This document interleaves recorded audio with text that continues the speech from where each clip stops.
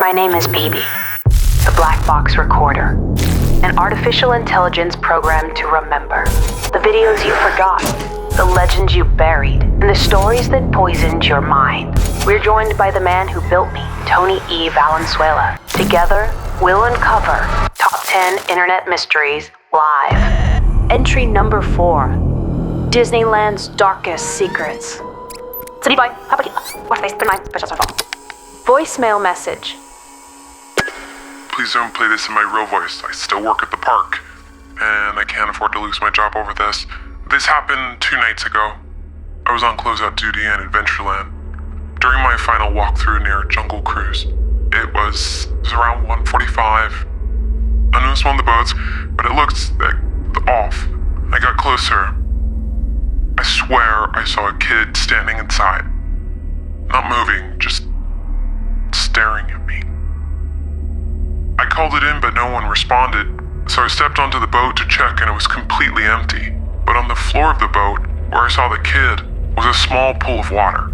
Like someone who'd been swimming had just been standing there. I haven't told anyone, but I know what I saw. Want to be part of tonight's broadcast? Join us live on Zoom at meeting ID 815-9520-0333. That's right, we'll be talking to you live later on in the show. You're watching Top 10 Internet Mysteries, and today we're going behind the magic into Disney's darkest, weirdest, and most haunted secrets. I'm Tony E. Valenzuela. And I'm BB. And while most people visit Disneyland expecting pixie dust and churros, what they don't expect is haunted animatronics, cursed dolls, and ghost children lurking behind the scenes. You might know Disney is the happiest place on earth, but what if I told you some cast members believe it's one of the most haunted too? Let's start with the machines. Disney's animatronics are engineering marvels until they glitch. Exactly. One guest shared a moment on Splash Mountain. The animatronics just kept moving, faster, mouths chattering with no sound, lights off, total silence, like something from a horror movie. And then there's Carousel Progress. A TikTok caught its animatronics glitching, slowed voices, erratic movements. So eerie that cast members allegedly demanded the guests stop filming. Some commenters call the animatronics demonic. There was this Tiana animatronic, just stuck mid-pose. Her shoulders were twisted, one hand half raised like she was about to wave but forgot why. And the glasses, those big black ones, made it worse. It felt like she was staring through me, but I couldn't tell where her eyes were looking. Next, let's head to Liberty Square in Magic Kingdom, where there's a doll named Cynthia appearing from a window. No signage, no explanation. Cynthia is actually based on colonial history. Families would place dolls in windows to signal firefighters that children lived inside. But if you don't know that backstory, it feels like she's watching you. She's not technically haunted, of course, but she's unsettling, especially if you just happen to glance up and catch her staring back. This is where things get deeper. Real ghost legends, starting with George. George is said to haunt the Pirates of the Caribbean ride. Cast members greet him every morning and say goodnight at closing. Why? Because if they don't, rides glitch. Guests get scared. The story goes that George hates being ignored. And he's not alone. On the Tower of Terror ride, there's Caesar, a ventriloquist dummy from the Twilight Zone. Allegedly, if cast members don't acknowledge Caesar, the ride malfunctions. Like ritual offerings to keep the ghosts satisfied. One of the most enduring urban legends comes from the Haunted Mansion. Visitors report hearing a boy crying near the end of the ride, but there's no audio effect programmed there. The legend says his ashes are scattered inside the ride by his mother, something Disney strictly forbids, but it does happen, allegedly, and now people hear his soft weeping as they exit. If you've heard it, you're not alone. But don't expect Disney to confirm it. Coming this Sunday to Black Box TV. The prison was built in 1829, the first of its kind. The Night Tour, starring Gina and Jesse from PvP, filmed inside the walls of one of America's most notorious prisons. Restored, rebuilt, re-uploaded in 4K for your screen or in 3D for your VR headset. 2 versions of this classic episode, available Sunday at 7 p.m. Eastern, only on YouTube at Black Box TV. Okay, let's talk about ghost kids, cast members, real ones, report seeing or hearing children late at night after the parks closed. One worker heard laughter by the Dumbo ride at 1 a.m. Then the ride turned on by itself. Another cast member reported children playing in the New Orleans storage area after closing. But upon investigating and sort of looking around, she found that no kids were there. And her niece saw a ghost man near the cast member break room as well that same night. If Disney's haunted, it's haunted by the people who loved it most. Former staff say they've heard kids laughing in closed sections. One cast member swore she saw children in Fantasyland during her lockup sweep. They ran and vanished into the wall near Peter Pan's flight. The stories aren't new, they're just unacknowledged. Let's talk real tragedy. Deborah Gale Stone, crushed in 1974 at America Sings. Javier Cruz, run over while wearing a Pluto costume. Yeah. Disney's policy, no one dies in the park. They move bodies before declaring death, keeps the image clean.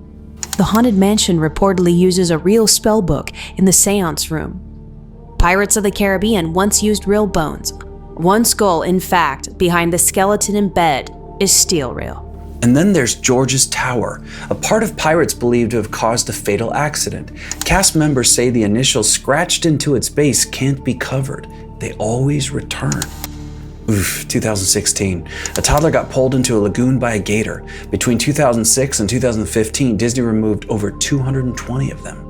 Cast protocol says that on rides like Kilimanjaro Safari, if someone falls into the gator pit, the driver must drive on. Do not stop. One guest kicked something under the dinosaur ride. It ended up being a loaded handgun, smuggled in by a visitor who didn't know it wasn't allowed. Bullshit.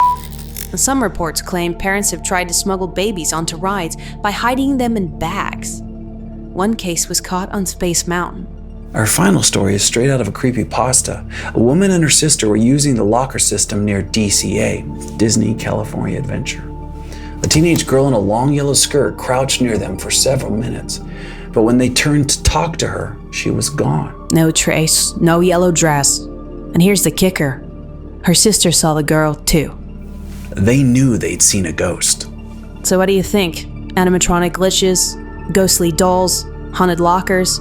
Is Disneyland hiding more than just Mickey in a costume? Alright, it's time to go to Zoom and talk to you.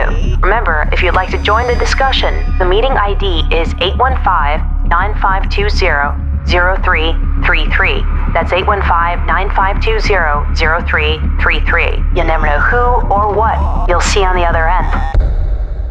Before we get started, Christy, you were in Austin, and I just realized there's a lot going on right there right now. I want to just make sure you're okay and just kind of check in with you for a minute. Yeah, it's pretty devastating and heavy because it was really close to me. And we got like feet and feet of water here. So, yeah, it was really, really hard. Oh, wow. I didn't, because we're only seeing what we see on the news of the flooding. I didn't realize it was so vast and in so many places. Yeah, it hit Kerrville really bad, right outside of Comfort. Georgetown got hit really bad. We were flooding here just outside of Austin, and yeah, it just there's a great thing about social media and the bad part, which is where you see it all. People are posting, they're looking for their families and looking for their loved ones and just trying to do everything they can to like track them down. And the hardest part were the lists that were coming out of, you know, the list of found and then also found safe. Gotcha. So, yeah. So heavy, very heavy.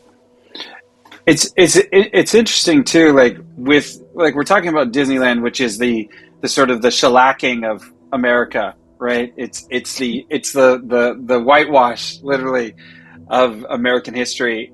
And it's an interesting thing how afraid we are as Americans of the truth, like how much we are terrified. In fact, I love Disneyland. Like, I just want to say that first, like I love going to Disneyland and pretending it's all real. I think reality is really tough for people, and it's really hard to deal with that. The reality of who we are as a country, and also sort of where we're going. Yeah, I'm seeing Liz like nodding. Liz, what, jump in here. And Matt, you're just brewing in the background. I can see the steam coming out of your ears. Just... Okay. Well, I think that story. I'm sorry. You go ahead. Go ahead, Liz. No, go ahead. I have a gardener in the back right now, so you talk first. Hopefully they'll stop by the time. It's interesting. The storytelling throughout centuries has been used as a way to reflect society and poke fun at politics and express the views of the common person versus the powerful, and tell the stories, these kinds of stories. And then Disney comes along and is just a fairy tale. It's like it's all story with no like, it's all cotton candy, right? So it's an unusual kind of, I'm sure there are things through history that reflect the same inebriant in entertainment, but it just seems, through the lens of that history, it seems very vapid, and ripe to kind of be suspicious of in many ways, right? Oh, what do you mean? Like the Disneyfying or Disney-esque? What are you addressing directly? Yes. So when you say that, it implies that you're whitewashing your reality. You are avoiding. It's a veneer. It's all smoke and mirrors, right? And whenever I come across a human being that's like that, I'm very suspicious, right? Like, interesting. I don't have people close to me that I can't get a read on. And then there's authentic. Yeah, there's two. It's interesting. There's two sides of it, right? When I was living up in the Pacific Northwest in Bellingham, Washington, and we were up there for 6 months making Tales of Terror. And then me and my partner, Randy, we moved to Southern California, and we had gone to all the national parks in Washington, basically. And now we're going to the national parks in Southern California, which are Magic Mountain, Disneyland, and Universal Studios. Like that's what we got. And so within this period of 1 year, we went to Disneyland like 24 times. I can't believe I'm admitting that. But it was so fun just to go there and experience the food and let go of all your troubles. Let go of I was finishing a film at that point. It was so cool just to go down there and eat food and hang out with Randy and feel so comfortable. Also, as a gay man at a theme park, feeling super comfortable. That was new for me, 100% new. So there's that side of it. And then it's interesting, the other side, like what's the opposite of vapid? We were at Squamish up on the gondola in Canada, and there was a couple, this really awesome couple from Oklahoma, and they were there with a friend of theirs from Canada, and they were like doom scrolling in real time. Like, just, do you know what I mean, Liz? Like, they were just like talking about everything that was wrong with Canada and everything that was wrong with America. And they're just like doing it in real time. And then even I'm like, hey, we're going to Victoria Island. We're going to Vancouver Island to Victoria. And they were like, oh yeah, there can be tsunamis there. Like any day there could be a tsunami there. And I was just like, why are people like, we're kind of taking to Disney to task. We're looking at some of their faults and some of their mistakes and some of the darkest secrets, the secrets of Disney. But then it's also like, people are also, I think we're drawn to that, right? We want to see a hole in the surface. Yeah, definitely. I think like part of the appeal, or not even just the appeal, but like the intrigue and the interest in the fact. Ooh, that was a cliffhanger. You said wow. the fact that, and then it was like a dot. Yeah. That was a total cliffhanger. You said the fact that, and then it was like total cliffhanger. Did I cut off? I'm so sorry. Yeah, my reception is not fantastic. Am I doing okay right now? Totally. Finish what you said. That sounded really interesting. Yeah, so for me, I think part of the reason we are interested in the whole Disney concept in general, and the fact that there could be even cracks. There's been conspiracy theories around Disney since like very early on. like Walt being like frozen underneath the park, the haunted mansion itself plays into that you'll come back again, like when you pass on, right? It's like a gimmick in the ride. And I think, it influences a lot of people in general. So I think things like that make sense, that you're always kind of having it in your mind's eye.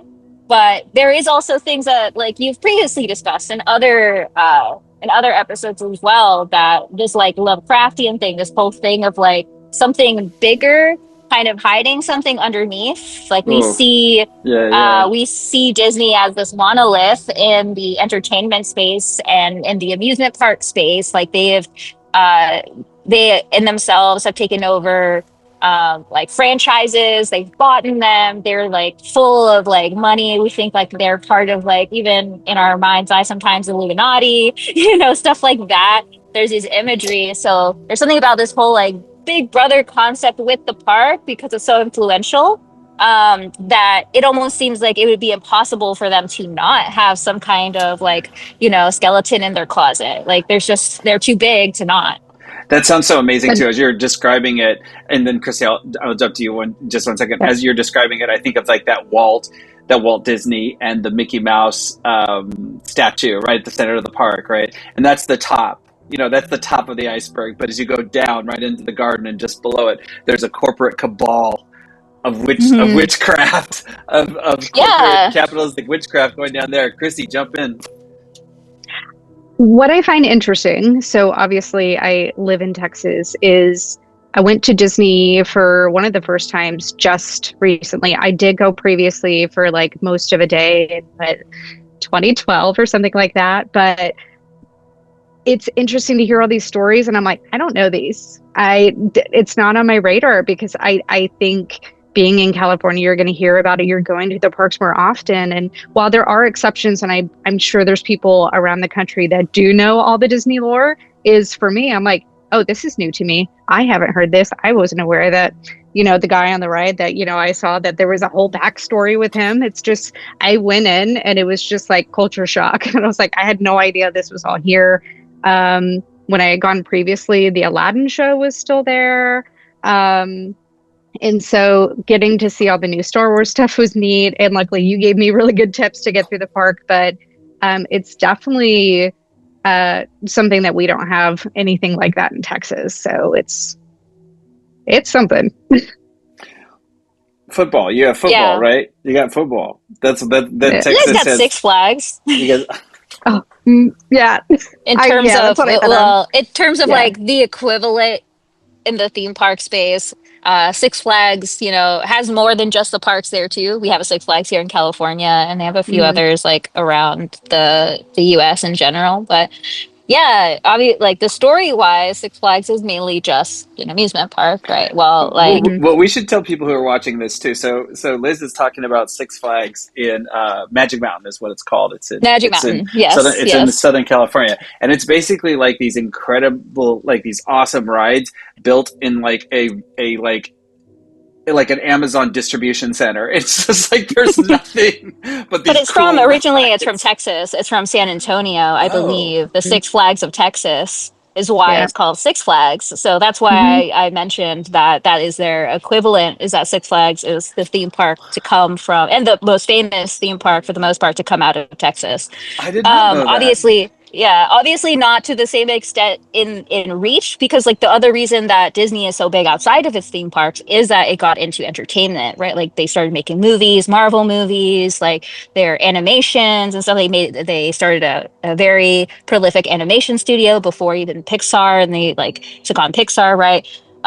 So they went above and beyond just the come here to spend like a day. They like, how can we? But you bring up a good point though, because it's Mary Poppins was not originally Disney IP. Like they've gotten they've I don't want to say sucked up, but they've absorbed all of the IP that's all around them for many, many decades. And so there's this. It's interesting because you correctly, you have a natural distrust of them. Like you have a natural distrust because I mean, and Matt, you should talk about this. The entire entertainment business is built like the business model is that artists don't know how much they're worth. So that's like the whole business model is how much can you get artists to do for free? Matty G, jump in here, bud. I have so much that I could say about that, but I'm dying to peel back the lore that you went through in the video, Oh, like please. the actual spooky stuff. Okay. I'm just kind of bursting at the seams here because there's just so much. So in ancient ritual, cross-culturally, and in magic and in religion, people repeatedly go to the same places to build up energy, and they focus and concentrate this energy in buildings and cathedrals. And you can visit these places, museums and objects, and you can feel a sense, you can get a feeling or a vibe in these places. So energy naturally accumulates in these places, and they also can lead to ecstatic states in people, right? So people who are taken by that energy can experience higher levels of consciousness, greater excitement. I know from my family's haunted house that's been in Virginia since the 80s, we have scared the shit out of people there for decades. And if you work in there and you're highly creative, there's an energy there. There's an egregore or an identity to it, and it's unique to that location. And if you are super creative, you can ride that, and it will fuel spontaneous, bursts of creativity. But that same energy, if you come into that environment with fear or insecurity, and it will run over you, and it will ruin people who are repeatedly in an environment like that. And I think it's the same for Disney. I think over time there has been this massive imprint of feelings and emotions and memories and expectations in this one place. And because of that, it has its own life, and people who are working in the park see things, and people who are bringing things to the table are able to create these kinds of experiences because that's how they're channeling the energy that's there. This is a theory that I have. Yeah. Do you think it's true? Yeah. Do you think it's kind of like a mecca for people, like to go to? I feel like definitely like once you've been almost, especially if you go like when you're really young, you kind of feel driven to always go back in some way. And it does feel like kind of like you're saying, almost like a slightly religious experience because you have some kind of like feeling, like emotions already tied to it. Euphoria, like excitement, all these positive things. So I feel like other examples could be like concerts. Like people tend to have like euphoric experiences. I like music concerts. Like everybody's like singing the same songs, coalescing, and like really high emotions and vibrations. Stuff like that. And we're talking about religious ritual. This has traditionally been religious ritual, incantations. My experience, and this is the experience of a lot of people that I know, is that in the context of a religious, like I went to synagogue as a kid, and I didn't really feel it. It was like a bunch of people going through the motions, and it was like it was faker than Disney to me. But what's interesting about Disney, and I have a long history in the underground rave techno community, right? So this is a place where people go. There's not a lot of lyrical content telling you what to think, and they're all together creating this fucking palpable energy. Tribalism, 100% tribalism. It gives people the excuse to be together, and we're all here to do the same thing, and they can express higher states of being with each other, where they're nicer to the strangers around them, where they're, what I mean? Everybody's there to live in this. It's in a way more authentic than what people experience when they're trying to conform or impress their neighbors in religious settings, right? Because it comes from like a genuine desire for it, right? Like that's why I think like maybe you'll see like obviously like with faith in general, like just because you were brought up at church, unless you truly like feel it in yourself, doesn't mean that you're always going to buy into. It also depends on like the church you go to, right? There are some churches that are really good about making people, always feel welcome, and it definitely makes people want to go back. But I think that's what like from a like a capitalist sense with Disney, they've been like probably studying a lot, right? Like they have to figure out how to get people to want to come back to the park and spend money. They want to like, what are all these things? So I imagine they do a lot of psychological like research and marketing for research sure. to kind of But even tap in the into park, these things. even in the park, it's really interesting to see how they do stuff because Randy loves to see what's the machine behind. You know, we went to Bouchard Gardens today, and he was like, which is his famous gardens here in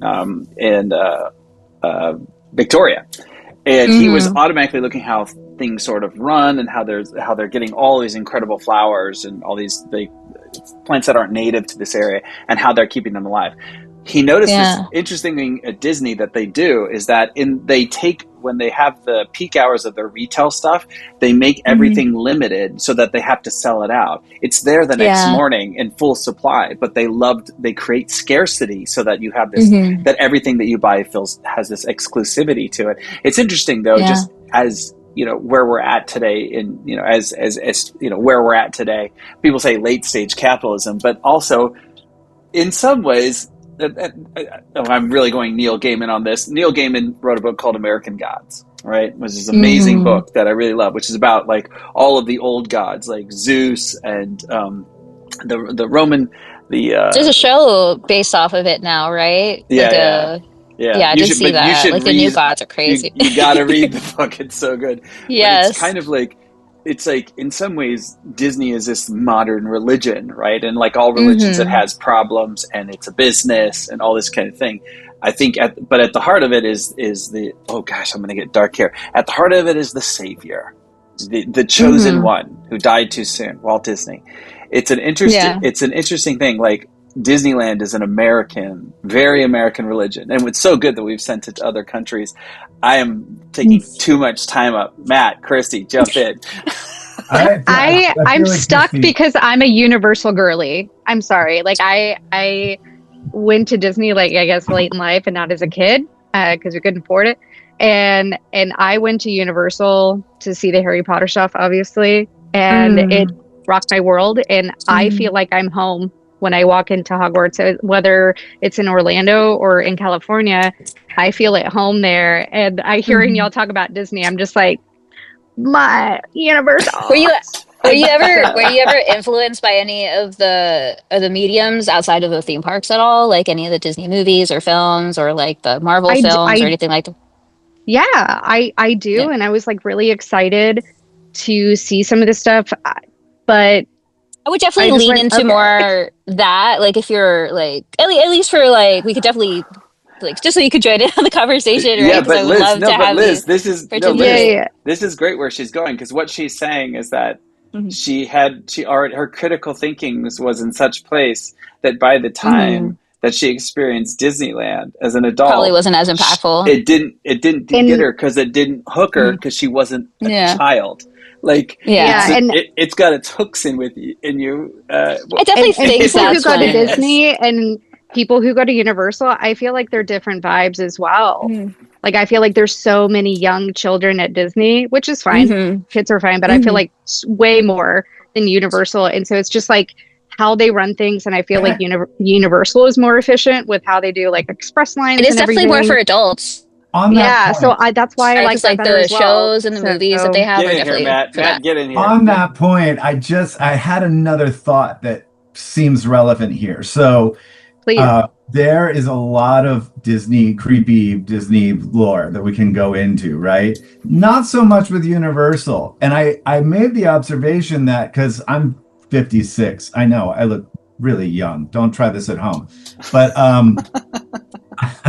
but in the set, there's all these pictures of the 70s and Bozo the Clown and the Halloween costumes that we all wore and that were really fun. But when I see it now, it looks creepy as fuck. Like, that shit is disturbing looking. But we were all eating it up like candy, that they didn't feel that way at all. Those plastic masks were so painful. When you look at Disney and you look at these old characters, like, all of the old shit looks really creepy in today's context. You know, it just does. So this is interesting. So And also all good stuff from when I was a kid had a little hint of danger to it. And I remember, you know what I mean? Like, and I remember because I was watching the Disney movies during their before the Disney Renaissance. So I was watching like Black Hole and Tron and all these movies that were sort of failures for them. And I remember watching The Black Hole, which is a sci-fi movie about these people going into the black hole, right? And they were trying to sort of ape Star Wars. They were trying to compete with Star Wars. So the robots look kind of cute and big old eyes and walk and all this. They're floating around and everything like that. And I'm like, Mom, this is so cool. And the black hole is like omnipresent through the whole thing. And then there's a part where this thing called Maximilian, which was all red, it had these blades on its little hands, and the blades open up and push them through a guy's stomach. I'm like, I am like, so remember that little robot that flew around that Maximilian was coming after? Like, no. Yeah. And then, by the way, I'm like, what are we watching? You know, I just remember and I'm still like, it was also Something Wicked This Way Comes, which I was going to mention that. Yes, I love that movie. I love it too. And I go back and watch it, and it's not as good, but it was so dark then. And also Watcher in the Woods. And so at the very end of the movie, so here it is, Liz. The end of this movie, after this guy gets eviscerated in his stomach and all this crazy shit happens, is that what is on the other side of the black hole? What's inside the black hole? It's hell, and it's all red, and they're all being judged, and there's fire everywhere. And this was their attempt to compete with Star Wars. With Star Wars? That's so crazy. So my last question for you guys today, and thank you for joining me, is, okay, which story did you find the most creepiest of all of the ones that we mentioned at the top of the show? We'll start with Matt, then we'll go to Christy, and we'll end with Liz. The creepiest. I think it's the kid in the water left behind, you know? I have experienced those kinds of legends and stories my entire life. So they push a special button for me, you know, like they're the kind of thing that you feel like if you walk into a place that you could experience yourself, you know, like if you're looking out for it. Yeah. Beautifully said, Christy. For me, I'm kind of obsessed and very scared of animatronics. So that's the one that stuck in my mind because like I've seen those videos on YouTube where people like sneak in and the animatronics are like still going because they say you can't turn them off or they'll never turn back on. And it's like that weird uncanny valley that, you know, something might move in the corner of your eye. Like, did it actually move or is it on? And the fact that they repurpose a lot of their animatronics because they don't want to throw away the money is just like if something is taking over it, it keeps staying in the park and moving around. So, oh, that's very Westworld. Yeah, that HBO show Westworld. That was what the problem was, is they were repurposing the robots until finally the robots didn't forget what they previously experienced, and they were very mad at the human guest filling the park. Liz.